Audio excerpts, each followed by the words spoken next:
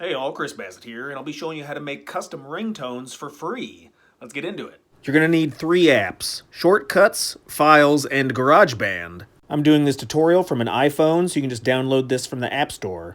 Let's open up the Shortcuts app, and you'll need this video to audio function. I created one on the Shortcuts app, which you can see you just receive any input from a share sheet, and then encode is the next sequence, and then save encoded media. So you can copy this formula to get it to work on your system. Alternatively, I will do a cloud link in the video description, so after the video's done, you can download that link from the description of the YouTube video. What this does is it takes a screen-recorded video and turns it into an MP4 audio-only file. So what we're going to do is we're going to head over to YouTube or your favorite streaming platform and screen record a video of some music that you want to put as a ringtone on your phone. Open up YouTube and load in whatever, search for whatever music you want to listen to.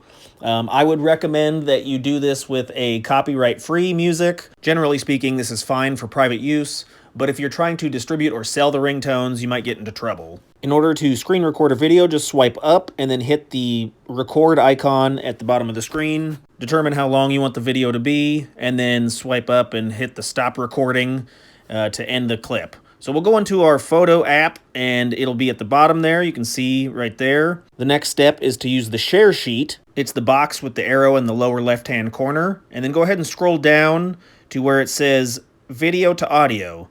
If you downloaded that link or created your own, this will show up. If not, you need to do that. It's going to take your clip and turn it into an MP4 audio file. It'll ask you where you want to save it on your iPhone. So you can create a new folder and then rename the folder. I'm just going to name it Music Clips or something. And that will be inside your files now. You'll see it complete. It says video done. Generally, it's saved under the option that says on my iPhone. So if you lose it, look for that option again. Okay, we're going to go under the Files app. And then here you can see on my iPhone, we're going to click on that option under the Browse menu, and there's the music clip folder. So we saved the MP4 file right in there. And you can see it's labeled whatever, RPG, replay, final, whatever. But that's the clip that we just made. Alrighty, next, let's go ahead and open up GarageBand. If it's your first time activating GarageBand, you got to say okay to using the microphone and continue. I don't want notifications. But then go ahead and swipe right until you find the audio recorder option. Click on that, and it'll open up this feature. And there's a few things you want to do here. Click off the blue triangle to remove a clicking sound, then click on the bricks to go to another menu. We're going to use this option to import our files from the loop menu. Click the loop, and then choose the option that says Files. So you got Apple Loops, Files, and then at the bottom of the screen, Browse Items from Files. It should bring up the file we just made. If not, use the search function to look for it. You'll be able to press and hold to drag this off the screen. Drag it to the left to bring it to this previous menu. From here, you can set it at the top, and then we can edit the sound clip if you want to trim it or loop it or whatever you want to do. So if you tap on it, just tap, it brings up some menu items where you can copy, paste, delete, loop, split.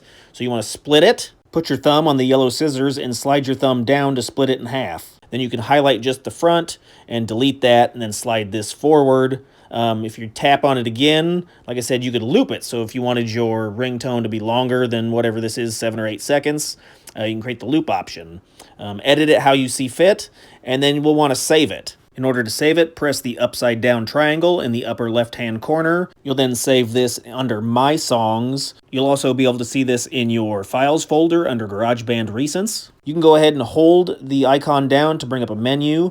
Here you may want to rename it. So I'm going to rename my file, just that way I know what it is. Rename it to the song or whatever you want to choose. Hold the file again to open up the menu, and at this time, we're going to want to share it. So if you scroll down to the option where it says Share, it's the square with the arrow. Go ahead and tap that, and it'll give you the option to export as a ringtone. So go ahead and click that middle option. It'll say Exporting as a ringtone. Once it's done exporting, choose the top option, which says Use Sound As.